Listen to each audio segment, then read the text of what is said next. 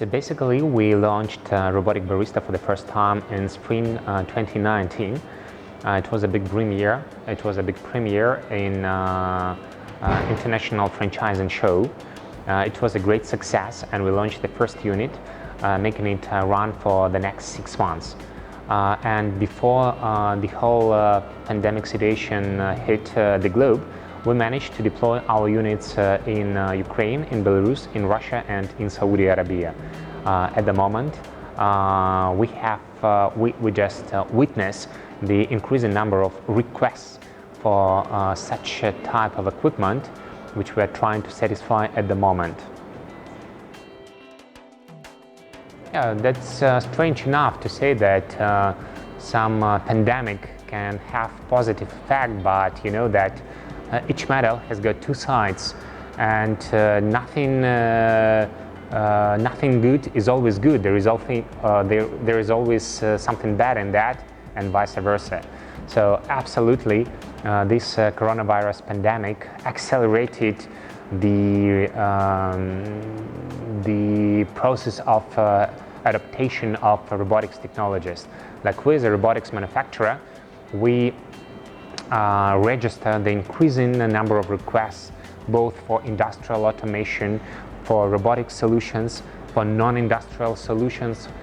So industries, people, businessmen, whoever, they start understanding, they just get that feeling that this is the future. Actually, this is not the future, this is the reality. That is something we need to focus on right now. So I'm absolutely sure that robotic solutions for service industry, they're just making this industry grow rapidly, because we did face something like this during the Industrial Revolution, when human labor was replaced by machinery, by equipment, and that allowed to develop technologies to the level, to the current level. And I'm sure that as soon as we introduce robotic solutions to service industry on a larger scale, that level of service industry will grow rapidly. Talking about the post-coronavirus era, so at the moment, like people feel a little bit stressed when, for example, their personal area is intruded, when you need to have unnecessary contact with too many humans, because this feeling of probable threat is still flying in the air. And the more solutions we have globally, which can allow both the service, the quality people are used to, multiplied by the lack of human-to-human unnecessary interaction, the better it is, and the more comfort it will give to humans. Once again, we just don't want to replace human-to-human interaction.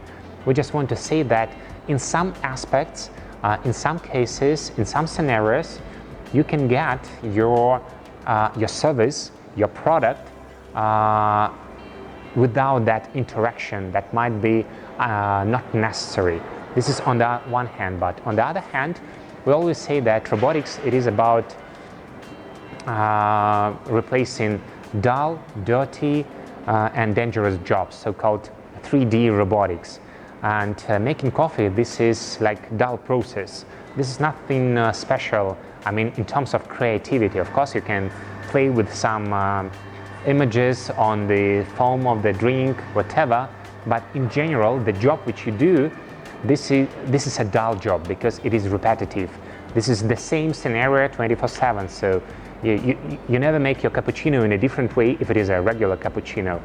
And in this aspect, we can let those people involved into that dull job be off to open themselves to new perspectives. So, and this is not a negative thing about replacing them.